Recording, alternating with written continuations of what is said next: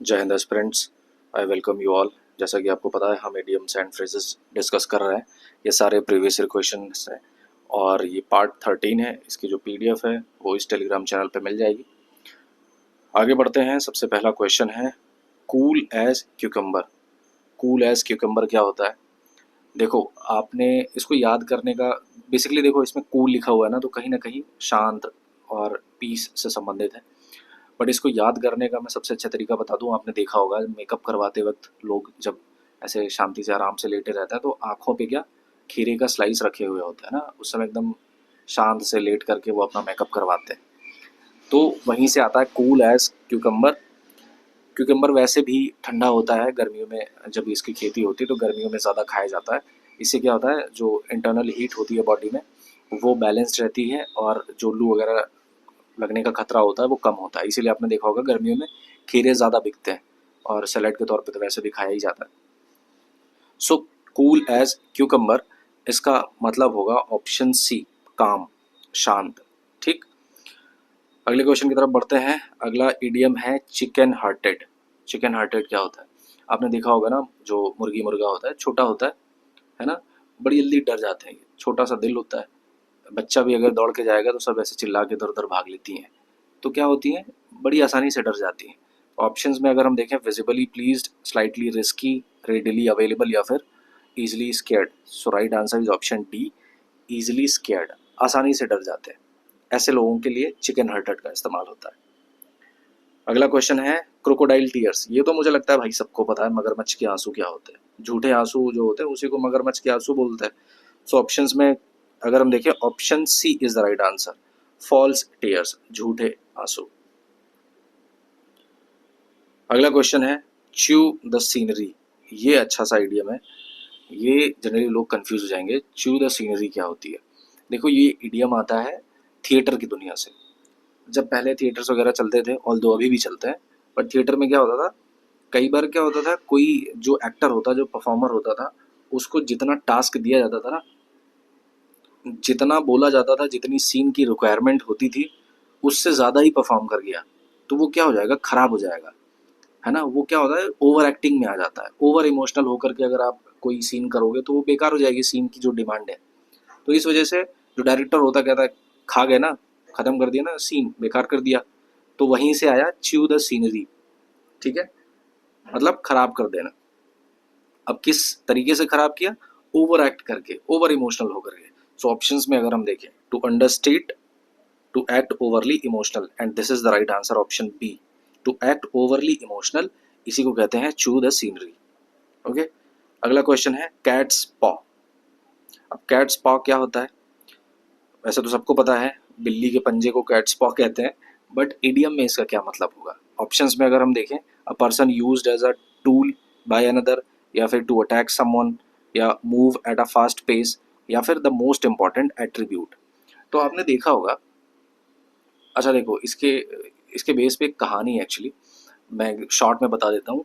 वो स्टोरी ऐसे है कि बहुत पहले की बात है, मतलब ये बच्चों की स्टोरी है, वहीं से ये निकल करके आया है। तो एक बंदर था, उसको चेस्ट नट्स खाने थे और भून करके, और वो आग में डाल करके उनको भून रहा था, बट निकाले कैसे, हाथ तो जल जाएंगे उसके। तो उसने क्या किया, बंदर होता वैसे भी चालाक है, बिल्ली को बुलाया, बोलता दोस्त एक काम करो, इसमें से चेस्ट नट्स निकाल के मुझे दो, मैं खाऊंगा और तुम्हें भी दूंगा खाने को। तो बिल्ली बोली ठीक है, कर देती हूँ। तो बिल्ली उसमें से निकाल के देती रही और वो खाता रहा। बाद में ऐसा हुआ कि उसने सारा खा लिया, बंदर ने, बिल्ली को दिया ही नहीं। अब इसमें घाटा किसका हुआ, बिल्ली का हुआ। उसने आग में से वो चेस्टनट्स निकाले, उसके पंजे भी जले, उसको खाने को भी नहीं मिला। अब फायदा किसका हुआ, बंदर का। तो उसने बिल्ली को कैसे यूज किया, एज अ टूल यूज किया, है ना, कि भाई अपना काम निकलवा लिया। तो कैट्स पा ऐसे व्यक्ति के लिए यूज किया जाता है, a person used as a tool by another. जब कोई व्यक्ति किसी दूसरे व्यक्ति को एक जरिए के तरीके से इस्तेमाल करता है अपना काम निकलवाने के लिए, है ना, उसी को कहते हैं अ कैट्स पा। ठीक है, आई होप समझ में आ गया होगा। क्वेश्चन नंबर 6, ये अच्छा इडियम है। कह रहा है select the most appropriate meaning of the highlighted idiom. Sentence है, it was a catch 22 situation for the manager. अब देखो, ये कैच 22 सिचुएशन जो इडियम है ना, ये एक स्टोरी है, एक राइटर है बहुत पुराने, उनकी एक बुक ही है कैच, उनका बुक का नाम ही है कैच 22 सिचुएशन। मुझे राइटर का नाम अभी एग्जैक्ट याद नहीं आ रहा, बट हाँ इतना जान लो कि बुक से निकल के आया। तो उन्होंने एक स्टोरी लिखी है उसमें, वो स्टोरी क्या है, क्यों है, कैसे आया, तो मैं अभी आपको बता देता हूँ। ऑप्शंस अगर हम देख लेते हैं कैच 22 सिचुएशन, तब तक आप एंटिसिपेट करो क्या ऑप्शन हो सकता है। पहला ऑप्शन है a positive outcome in a tough situation. दूसरा है held as the ultimate champion. Next है worthy successor to the throne. या फिर चौथा ऑप्शन है a difficult situation in which the solution to a problem is impossible. देखो, तो वो उस बुक में ऐसा था, जनरली ऐसा समझ लो कैच 22 सिचुएशन ऐसी होती है जो कि पैराडॉक्सिकल सिचुएशन होती है, एक दूसरे के विपरीत स्थितियां होती हैं। मैं एग्जांपल देता हूँ, जैसे मान लो आपने जनरल लाइफ में सुना होगा कि अगर आप किसी नई कंपनी में जॉब करने जाते हो और आप फ्रेशर हो, ठीक है, कंपनी में जॉब करने गए तो आपको नौकरी देने से मना कर दिया। क्या बोला? भैया हम फ्रेशर को नहीं लेते, हम एक्सपीरियंस्ड को लेते हैं। बट भैया एक्सपीरियंस लेने के लिए भी तो कंपनी ज्वाइन करनी पड़ेगी ना। ये पैराडॉक्स है कि आपको जॉब करने के लिए एक्सपीरियंस चाहिए, है ना, और एक्सपीरियंस करने के लिए जॉब चाहिए। ऐसे उलट पुलट हो गया ना। और इसी बीच में फ्रेशर्स क्या होते हैं, वो पिस जाते हैं कि भैया कंपनी कह रही है हमें तो भैया फ्रेशर चाहिए नहीं, हमें एक्सपीरियंस चाहिए। अरे भाई तुम नौकरी दोगे तभी तो उसको एक्सपीरियंस मिलेगा, तभी तो वो फ्रेशर से एक्सपीरियंस्ड में जाएगा ना। ये सिचुएशन जो होती है पैराडॉक्सिकल सिचुएशन होती है, इसका कोई सोल्यूशन नहीं होता ना। अब जैसे मान लो ये जो स्टोरी थी कैच 22 सिचुएशन, ये इसी के बेस पे थी। मिलिट्री में था, एक व्यक्ति था, पायलट था, उसको अनफिट करके डिस्क्वालीफाई करना था। ठीक है, उसमें ऐसा था कि उसको डिस्क्वालीफाई करना था on the basis of unfit. अब वो अनफिट होगा तभी डिस्क्वालीफाई होगा, और जब मतलब ये ऐसे समझो ना, ये पैराडॉक्सिकल सिचुएशन होती है, उसी के बेस पे ये था। और ये सबसे बेस्ट एग्जांपल मैंने आपको बता दिया, ये जॉब वाला। ठीक, सो कैच 22 सिचुएशन ऐसी होती है जिसका कोई सोल्यूशन नहीं होता है। तो यहाँ पे देखेंगे ना, a difficult situation in which the solution to a problem is impossible, इसका कोई सोल्यूशन नहीं होता भाई, उसी को कहते हैं catch 22 situation. Okay, question number 7, cut a sorry figure, इसका क्या मतलब होता है? देखो, एक जनरल परसेप्शन होता है, जैसा आप दिखते हो लोग वैसा ही आपके बारे में सोचते हैं, है ना। तो जब आप कॉन्फिडेंट होकर के किसी के सामने जाओगे, स्मार्ट बन करके, तो लोग आपके बारे में सोचेंगे कि भाई कॉन्फिडेंट आदमी है, पढ़ा लिखा आदमी है, अच्छा आदमी है, ठीक है, इंटेलिजेंट आदमी है। लेकिन अगर वहीं पे आप एक मरे मींजे से, एक गांव में कहावत होती है मरा मींजा सा, उसका मतलब होता है कि बहुत ही डेलिकेट तरीके से आप जाओगे, मतलब अंडर कॉन्फिडेंट होकर के, ठीक है। सो वो एक अलग इंप्रेशन डालेगा। तो जब आप किसी के सामने जाते हो, सॉरी फिगर लेकर के जाते हो, जो सॉरी होता है आदमी दुख दुख दुख में होता है। सो किसी के सामने ऐसा फिगर लेकर के जाओगे तो वो आपके बारे में क्या सोचेगा कि अरे परेशान है, प्रॉब्लम है इसको, है ना, ठीक आदमी नहीं है। समझो, ऐसे लोग बचना चाहते हैं। पता है, आप किसी के सामने अपनी समस्या लेकर के जाओगे ना, तो लोग पहली बात तो बचना चाहते हैं, ये कौन पड़े इस झमेले में। तो वो एक जनरल परसेप्शन होता है कि भाई लोगों के ऊपर पुअर पुअर इंप्रेशन डालता है कि अरे भाई इसके तो ज़िंदगी में समस्याएं ही समस्याएं हैं, क्या ही करोगे, चलो तुम छोड़ो, अपना काम करो, ठीक है, हम लोग अपना काम करते हैं, इसकी लाइफ तो ऐसी चलती रहेगी। तो एक परसेप्शन होता है लोगों के बीच में। जनरली लोग एक दूसरे की हेल्प बहुत कम करना चाहते हैं, सब अपनी अपनी लाइफ में व्यस्त हैं। So cut a sorry figure का मतलब होता है क्रिएट अ पुअर इंप्रेशन, है ना। आप अपना सॉरी सा फिगर बना करके जाओगे तो सामने वाला सोचेगा अरे फिर आ गया, ठीक है, और वहीं कॉन्फिडेंट होकर के जाओगे तो लोग आपसे बात करना चाहेंगे। सो यही है डिफरेंस। चलो क्वेश्चन नंबर 8 की तरफ बढ़ते हैं, कुक द बुक। अब आपने क्या क्या किताबें ही पका दी, क्या होता है इसका मतलब?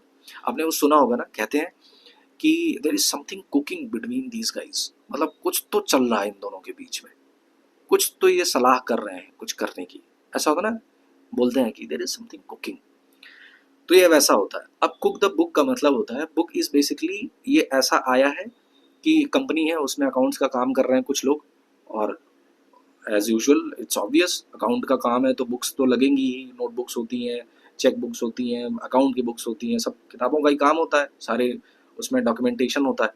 तो अब उसमें जब हेर फेर करोगे आप, तो उसी से आ जाता है कुक द बुक, है ना। कुछ तो आपने किया, कुछ तो गड़बड़ किया आपने, खातों में, अकाउंट्स में कुछ तो गड़बड़ किया, सो वहीं से आ गया cook the book.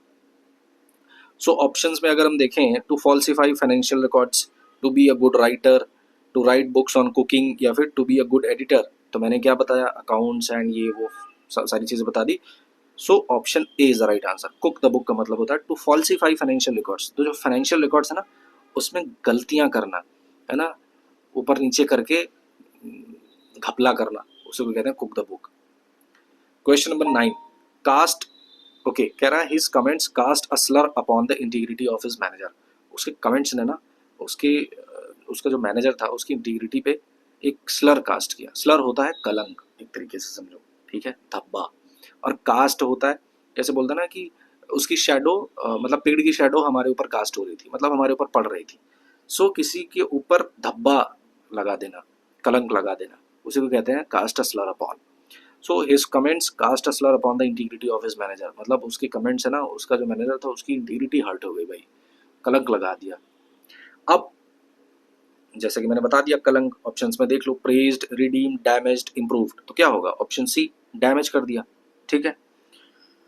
Question number 10 and last of this video is, the threat of the pandemic is not just a cry in the wilderness।